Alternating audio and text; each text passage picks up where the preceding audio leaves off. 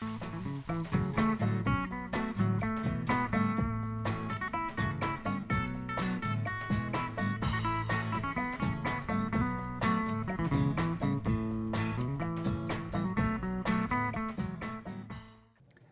to Life on Maui. I'm your host, Steven Freid. Our guest for today is Joe Sugarman, who with BluBlocker sunglasses was the pioneer of the infomercial and direct marketing. And he's one of the legends on our island. Welcome to the show, Joe. Well, thank you very much, Steve. It's very kind of you. Yeah, it's wonderful. Your company was literally the first to accept credit card orders over the phone with a toll-free number. How did that come about? Well, you know, it was illegal at the time. You could not take an order over the phone because you had to have a customer signature. And so and somebody would say, Mr. Sugarman, I need this pocket calculator tomorrow, and if you could send it to me FedEx, and I don't have time to send the coupon in. And I said, okay, I'll sign your name and I'll send you the calculator. Well, I did that for about a year, and it was not legal. I mean, when I say legal, it was not following the rules that the credit card companies had. So I did it for about a year, and I noticed that nobody ever ripped me off. Everybody paid their bills, and I never got into any problem. So then one day I said, you know, I'm going to put credit card buyers call toll-free next to my coupon and see what kind of response. Well, it was incredible. People just were caught, and by noon we had sold enough product to break even. Well, then I tried it again, and again it worked very well, and I kept doing it for like 2, 3, 4 months. The credit card companies weren't saying anything. My competitors would call up and they'd say, Joe, how are you doing? I bet you get ripped off a lot. And I would say, oh, you wouldn't believe the rip-off rate. You know, I didn't want to tell them I was telling them the truth. Right. There was no rip-off rate. I mean, everybody paid their bills. And then finally the credit card companies got wind of it, and they featured us. They changed the rules, and then they featured us in the Wall Street Journal. Big ad. It was the Bell Systems, actually, that controlled the toll-free numbers at the time. And so we got a lot of publicity from that. And then a year had gone by, and then everybody started using the toll-free numbers, and catalogs started to blossom, and fulfillment houses and call centers. I mean, it created a whole industry by itself. And Bell Systems actually changed their policy because of your company. Because of our success. They caught wind of it, and they didn't say anything, but they saw how successful we were, and they said, boy, if other companies could use the toll-free number to sell their products, we would be selling more time with our toll-free numbers. And so they went along with that, and they thought it was a great idea. And then they publicized our company and our success to show other companies that now's the time to get into this area. So yeah, we were the first. That was 1973. This is before computers. Were there 800 numbers at that point? No. When I started in the business, there was, I mean, we didn't have email or internet or home shopping network or infomercials or even fax machines. Fax machines weren't even around. Huh. So when I started, there wasn't really any precedent. I had to kind of use common sense and come up with some ideas that I thought would work. And indeed, I was pretty lucky, and a lot of them did. A lot of them didn't. I mean, I failed a lot too. What was an example of a failure? Well, you know, Emerson once said that if you build a better mousetrap, the world will beat a path to your door. Mm-hmm. So I thought, I'm going to build a better mousetrap. So I spent thousands of dollars designing this laser beam mousetrap. And the mouse would crawl in and smell the cheese, and the laser beam would come in, and the wire hammer device would go down. I mean, it was funny. And I advertised it as being something that could be seen on an executive's desk or in a boardroom or in any rodent-infested area. And all I had to do in some of the magazines that I advertised in was to sell maybe 1 or 2, and I'd break even. So I figured, oh, that was a no-brainer. Well, we spent about $20,000. We did not sell a single laser beam mousetrap. I still have it. I still have that one. But anyway, that was one failure. That was kind of funny. Yeah. Well, it's important. I mean, you try everything, and you were the first to recognize the danger of the UV on the eyes. Well, yeah. Well, first of all, You're talking about BluBlocker sunglasses. Yes, And, yes, yes. it was Not an mousetrap. Yeah, it was an interesting story because I have this philosophy that that if you look at every problem, if you look at every problem as a big opportunity, so big that it dwarfs the problem, then you get a pretty good idea of the way I look at things. For example, I had a problem. I was doing an 8-page catalog for United Airlines, and one of the pages, I had a product, and that company had gone bankrupt, and I needed a product right away to fill that in. Well, I remembered I was in Los Angeles a week earlier, and I was with a friend of mine, and he had a pair of sunglasses that he gave me, and I put them on, and I said, oh, wow, these are really good. Where'd you get these? He says, oh, these are made for NASA. A friend of mine is a manufacturer, and he's made them for NASA because when they go up in the space shuttle, there's a lot of ultraviolet light and so forth and so on. And these sunglasses not only block the ultraviolet light, but they block the blue light. And I found it very interesting, and I said, this would make a great mail order item. He says, nah, the company's going to go out of business and that is making it. And he's a friend of mine, but I wouldn't buy from him because he's not going to be around very much longer. So I didn't think much of it, but when I got back to the Chicago area where I had my office, I realized I needed a product, so I called my friend. I said, send me that pair of sunglasses. I don't care, you know, what, just send it to me. I'll figure out a way to get it made, maybe in the Far East or something. I can get it made cheaper. I've got a couple of months to do that, but I need something right now for that catalog. So he sent me the pair, and I wrote an ad within a few hours. I mean, I just knocked it out. And it ran, and it was the most successful product, not only in that catalog, but in, well, for the past couple of years. I hadn't had a successful product quite like that. And we informed the public, what was kind of neat about it, we've informed the public that ultraviolet light was not good for your eyes. Well, prior to this, nobody ever knew that. I mean, that was not very well known. And so we helped the public by informing them about the dangers of ultraviolet light, and we sold eventually 20 million pair. But the point is, and this is the important point, we had a problem, and I saw it as an opportunity, and I went for it. And if you look at every problem as possibly an opportunity that's so big that it'll dwarf the problem, you have a different outlook on life and on your business and everything. That speaks volumes, that really does. And you have a motto regarding learning the rules and breaking the rules. What's that? How's that worked for you? Well, if you want to be successful, you learn all of the rules and you follow them one by one. And chances are you'll be successful. But if you want to be super successful, you'll learn all of the rules and you break them one by one. And you know, the example of the toll-free number. I mean, I didn't follow the rules. It just made common sense to help these people out. And then it also made common sense, since I had never been ripped off, to actually offer that service and take my chances with the credit card companies. And it worked out just fine. So you never know. I mean, I'm not suggesting that people go out and break rules. I'm suggesting you learn the rules and you kind of figure out ways to break them that don't get you in trouble, or you know, you're going to be, you'll be okay. You're not going to get arrested or something like that. No, I get it. I get what you're saying. Another interesting thing you mentioned was that you noticed a direct correlation between presidential leadership decisions affecting sales. Yeah, it's an interesting, it was an interesting observation.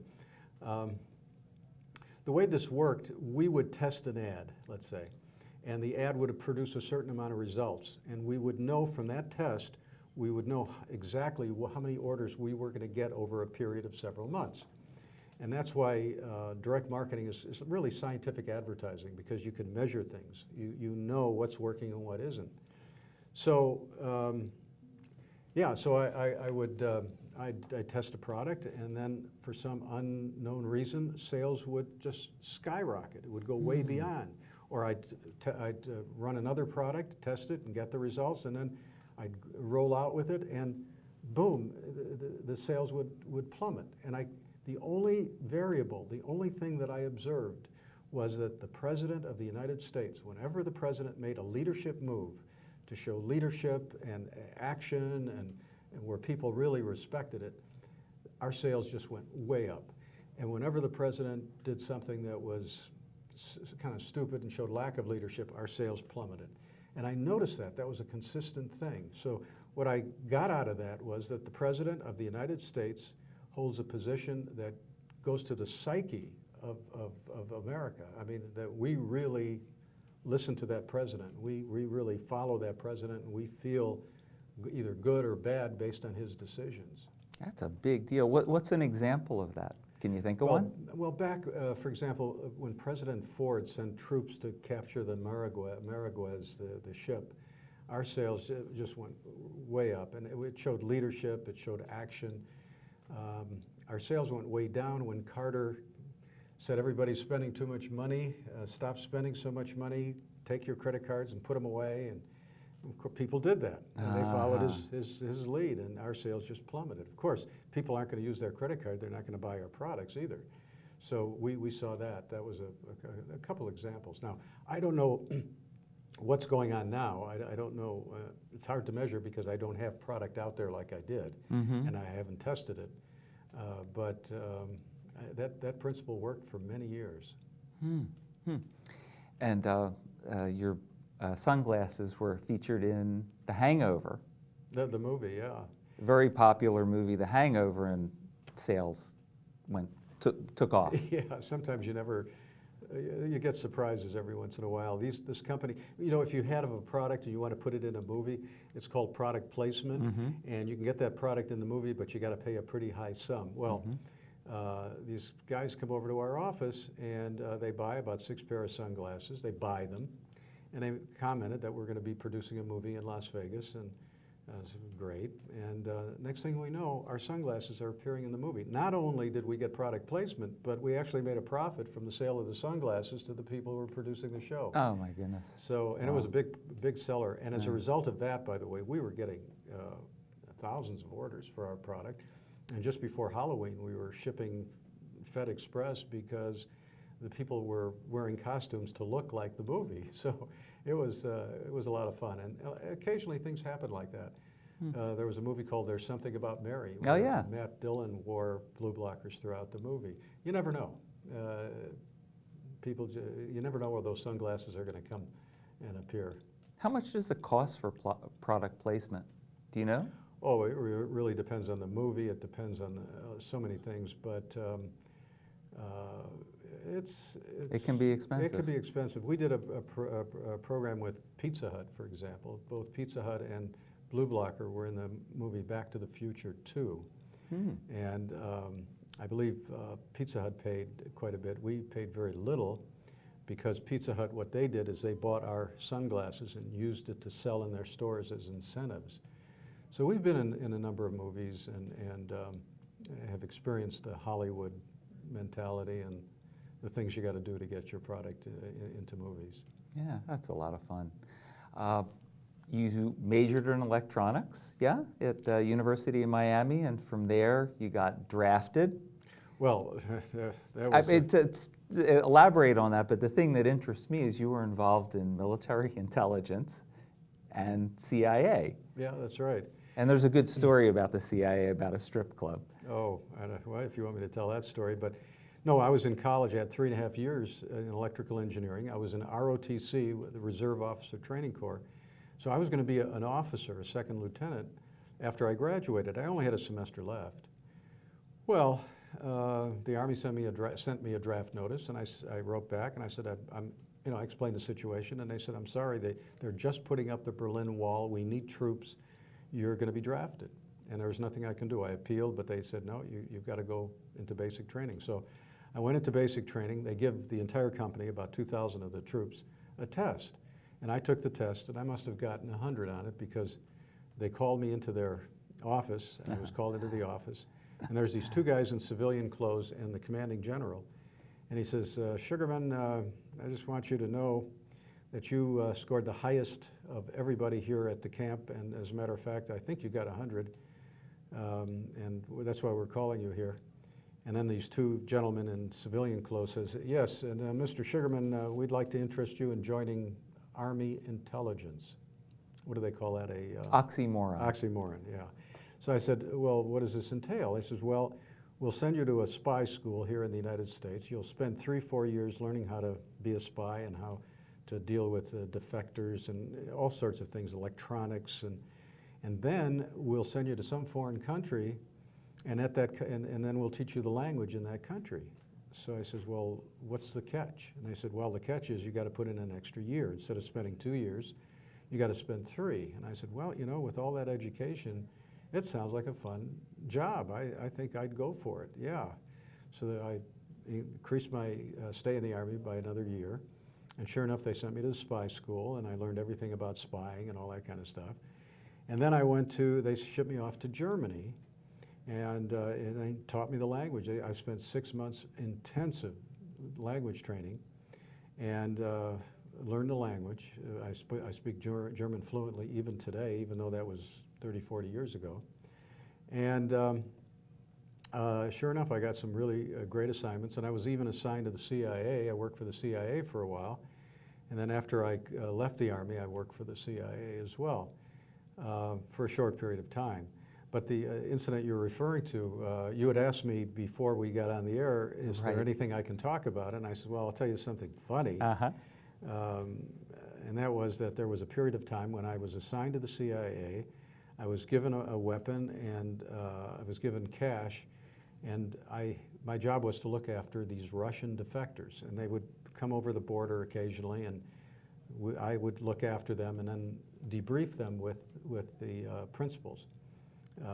So that was cool. They were given $100 and they'd go wherever they wanted.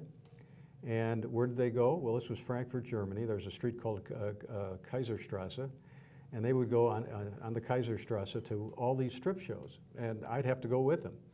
And you were their escort. I was their escort, and I'd go, I'd go to these strip clubs. Well, I got to know every one of them, and in fact, I'd walk in, and the girls would come running up to me and say, "Oh, are these your new friends?" Because these guys would spend a lot of money with them. See, so every time I brought friends over, the girls would come running up. Well, I had a couple of friends of mine visit me from the mainland, from Chicago, and they came to Frankfurt, and they looked me up, and they said, well, we'd like to go out tonight. I said, oh, where would you like to go? And they said, well, we'd like to go to the strip shows. They're supposed to be really good at Frankfurt.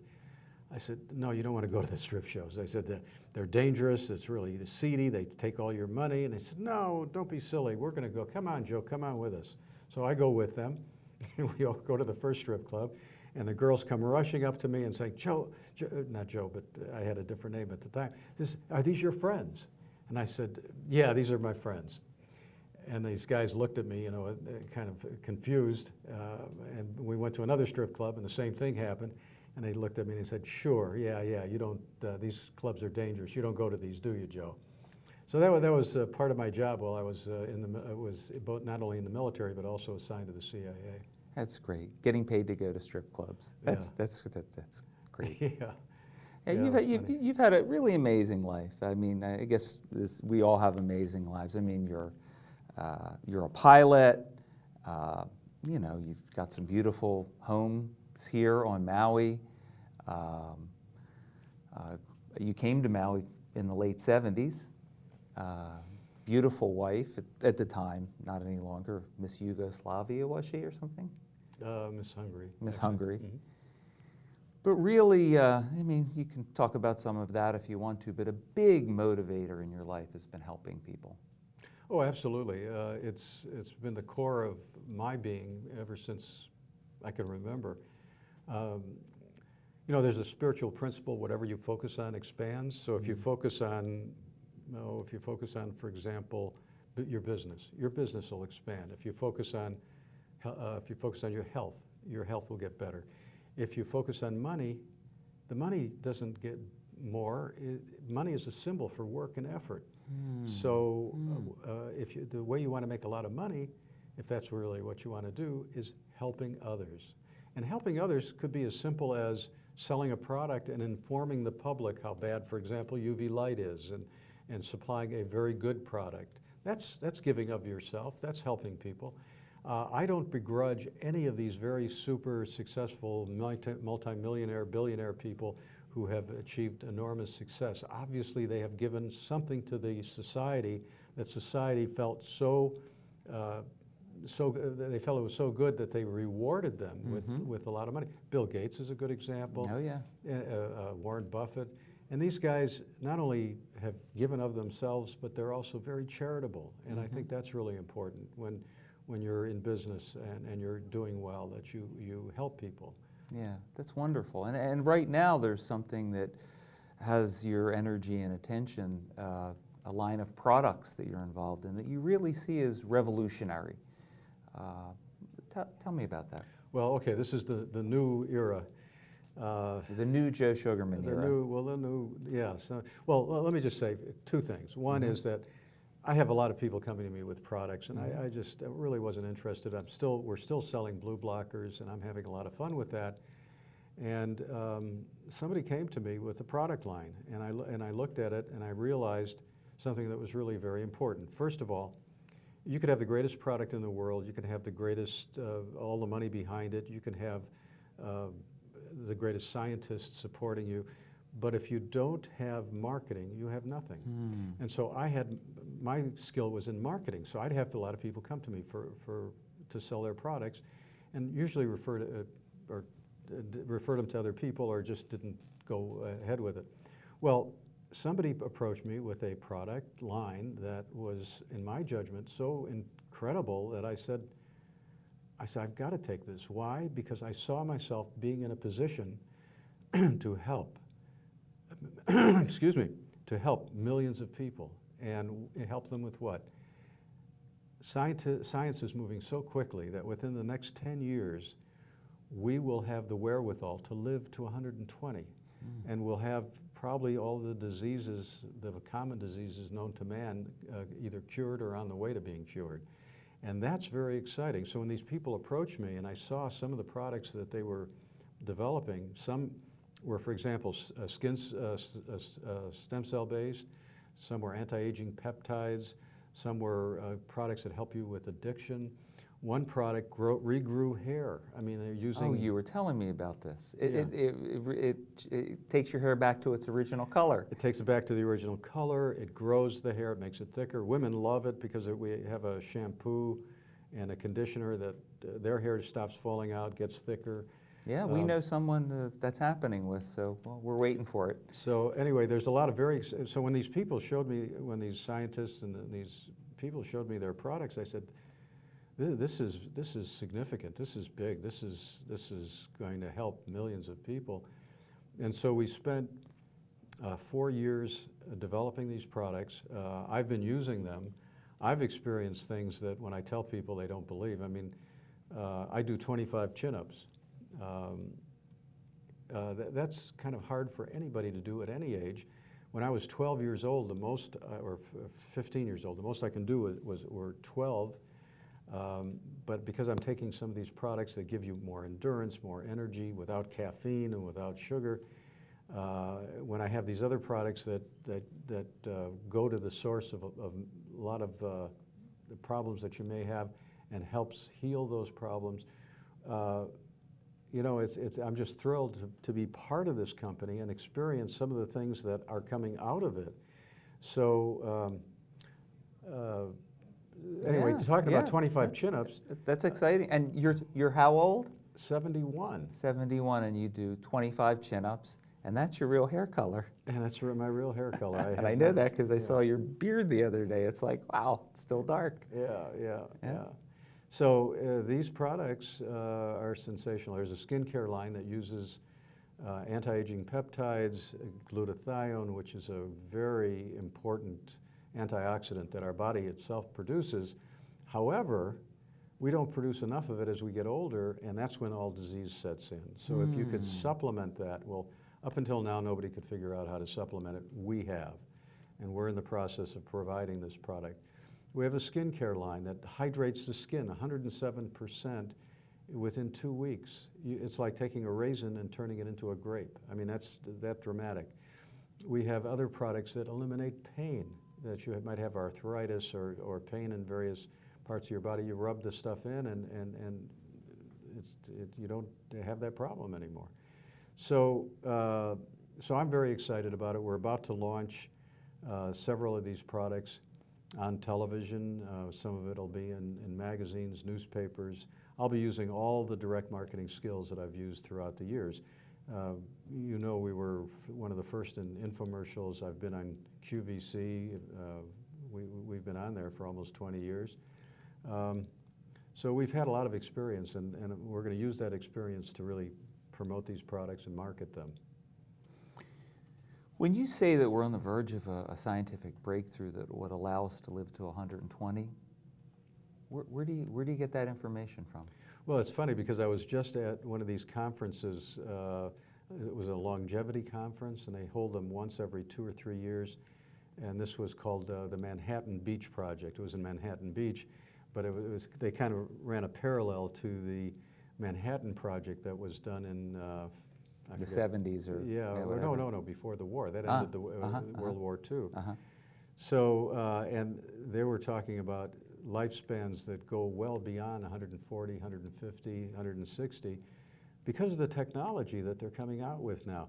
For example, they have, our DNA has these, what they call telomeres, and as you get older, these telomeres shorten. Well, by using our glutathione product, and we're in testing right now, they will not shorten. Therefore, your DNA will be, able to sustain your body for many years. Well, there are little secrets like that that we're uncovering every day, and it really won't be long. Now, the secret, the key to living 120, is since it's going to take 10 years, we've got to take pretty good care of ourselves. Now, you're a young guy, so you're going to be in fine shape for that. But what I'm saying is that people should watch their weight. They should eat the proper foods. They should do exercise, and if they can just keep in great shape for the next 10 years, by the time 10 years rolls around, we'll have the wherewithal to live to that 120 years of age. Very exciting. And you're also a big proponent of mental attitude. Oh yeah, one of the things that in order to live a long life, you have to have a very positive attitude. If you have a negative attitude, you're not going to live that long. Mm-hmm. They've proven that people who've had positive attitudes do very, very well. They live a long time. And of course, living out in this beautiful surrounding here, mm-hmm. I mean, this doesn't hurt either. Not at all. The addiction product, how does that work? That's very interesting. You were saying that it addresses many addictions: caffeine, alcohol, drugs. Well, alcohol, drugs, smoking, and actually to a certain extent obesity. What it is, it's a little tube. You open it up, pour it in water, and it fizzes. You create like this little fizzy drink, and it tastes good. And What's it called? It's called Modera XL. Mm-hmm. Modera XL, mm-hmm. And you drink it in the morning and one at night. And your desire to smoke or to take drugs or whatever gets way reduced, because what it does, our slogan is vitamins for the addicted brain. And what it does is it replaces all of those vitamins that are, all of those secretions in our brain that are destroyed or minimized as a result of the drinking or smoking or the drugs. And so you replace that, and it creates newer neurotransmitters and all kinds. I'm not the scientist, but that's the idea. That's the basic idea. And then there's another product that has to do with instead of caffeine, it energizes the body. So there's another drink kind of a thing. It's a 2-ounce drink, mm-hmm. and it contains a helps people with the Red Bull craze. Yes, there's no caffeine and there's no sugar, mm-hmm. and a lot of people are taking this to get off of Red Bull because what it does, it provides the same focus, the same endurance. Lift, energy. It's a lift, but it also gives you endurance, and I've been able to do the 25. Live to 120, but do 25 chin-ups. Do 25 chin-ups because I've been drinking those 2 ounces of basically cellular energy. So yeah, we have very, very exciting new products that I believe by themselves will help a lot of people, and some on the drawing board that's going to continue that tradition and help people live well past 100. Yeah, it's wonderful. It's wonderful. You're an author. You've authored a few different books. And there's a story to do, I'd like you to mention a few of the books, but there's a story to do with your book, Success Forces, that has to do with a world-famous advertising man, an Indian healer, that pretty much sums up what's important to you in your life. Well, this was about 30 years ago. I wrote a book, and it was called Success Forces, and it was my philosophy of conducting business. And I brought up a lot of interesting points, and I published the book, and I sold 100,000 copies. And why? Because I had the publisher kept coming at me and says, look, your company is fairly well known, and people just want to know more about you. And he finally talked me into it. I wrote that book. And about 12 or 14 years later, somebody picked up that book, read it, and it turned their life around to such an extent. Well, I'm getting ahead of myself. It's now 2009. It's February. I go to this networking conference. I'm sitting in the conference, I'm socializing, but I'm getting tired, so I decide I'm going to go home. Let everybody else socialize and network. I'm just going to go home. I go home, I get in bed, I get in my pajamas, get in bed, and the phone rings, and it's somebody from this event asking me to get back there, that one of my biggest fans is visiting, and this person insisted I come back, and I wanted to do that person a favor, so I said, okay. So I get dressed, I go back, and who do I meet? I meet this guru from India who has offices all over the world. He has 2 offices in the United States, he has offices in Europe, South America, Asia, and he sells products, and he also heals people. And he can see about 150 people and heal them one by one. It's the most amazing thing. So, and he was a big fan of mine. And I said, well, why are you such a big fan of mine? And he says, because 15 years ago, I was very shy, I was humble, I didn't go out there and do anything, and I came to the attention of a gentleman by the name of David Ogilvy, who owned the Ogilvy Mather advertising agency in New York. They had the Mercedes account. And I met him, and I healed him, and I became his personal physician, his personal doctor. And before he died, he left in his will that I would get all of his books, every one of his books, his entire library. And sure enough, he passed away, and I got all of his books. And I'm looking at them in mass, and there must have been a couple thousand books, and I see one book that just for some reason called to me. And I picked it out, and it was your book. And I read it from cover to cover, and I saw all the notes from David Ogilvy in the book, and I studied it, and that changed my life. I then went out and I said, it's time to spread my success and my products and my skill throughout the world. And that's when he opened up all of his offices. And it was a thrill for me for a couple reasons. One, first of all, David Ogilvy was one of my mentors, one of my heroes. And I never met him, but he had written several books, and I loved what he had written, and I followed a lot of his suggestions. And now here I find out he was a fan of mine as well. I was his mentor to a certain degree. Wow. And then to realize that this guru, his name is Dr. Pankaj Naram, this guru, as a result of of my book, went out and influenced millions of people out there that maybe he would have never influenced had he not been inspired by my book. And in fact, it inspired me to revise the book. The book's been out of print for years, it's 25 years. But I'm going to be revising the book and telling this little story. And the story basically says that you could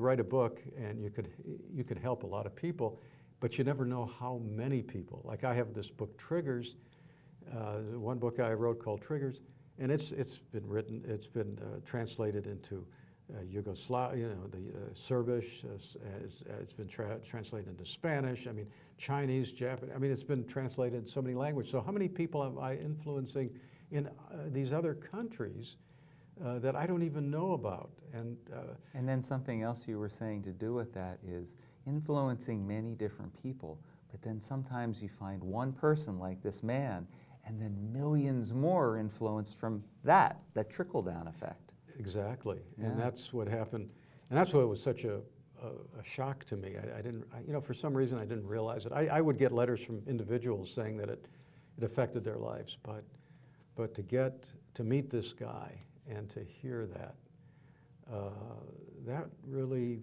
moved me. I mean, it was such a thrill to hear that.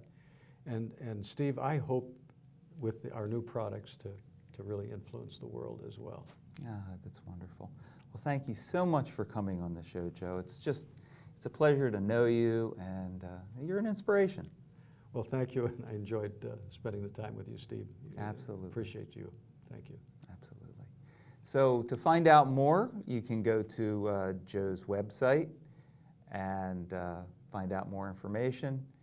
And we love having him on the show. We love having him on Maui, and look forward to whatever he's involved in, because it's always something that's interesting. So that's it for this episode of Life on Maui. And of course, look forward to the next one. Until that time, aloha.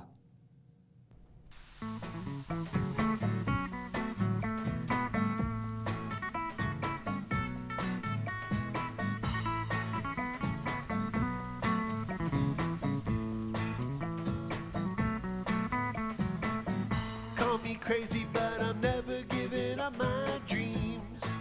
No matter how far away they seem, maybe crazy